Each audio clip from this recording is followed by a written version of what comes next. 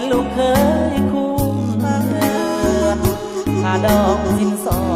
ดของงอดรายได้ของเดือน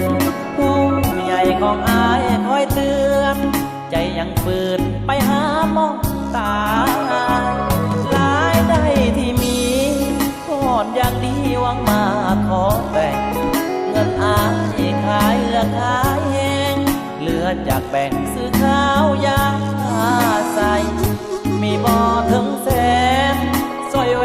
นสิไปเอาใส่สแตนเลสวงที่ไอใส่ก็เก็บได้มือบุญสวงมือปนมะเขือนั่นคืออาหารหลักกินกับลวกผักแอบไปมักลูกสาวอา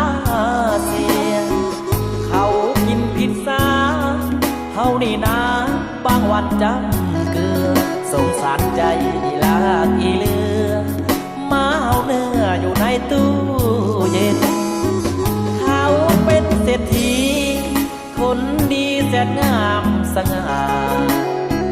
ขี่โตโยต้าเฮานี่นะขี่ควายแทนเป็นใส่แต่ขาดใจบังอาจแอบหักเนื้อเย็นจนอย่างเฮาหากเขามองเห็นจาก3%ในใจก็พอ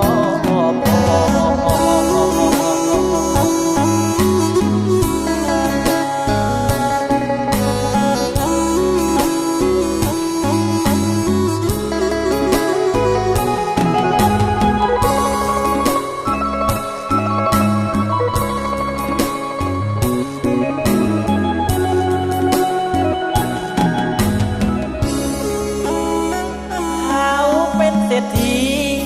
คนดีแสนงามสง่าขี่โตโยต้าเฮานี่นะขี่ควายแทนเป็นใส่แต่ขาดใจบังอาจแอบหักเนื้อเย็น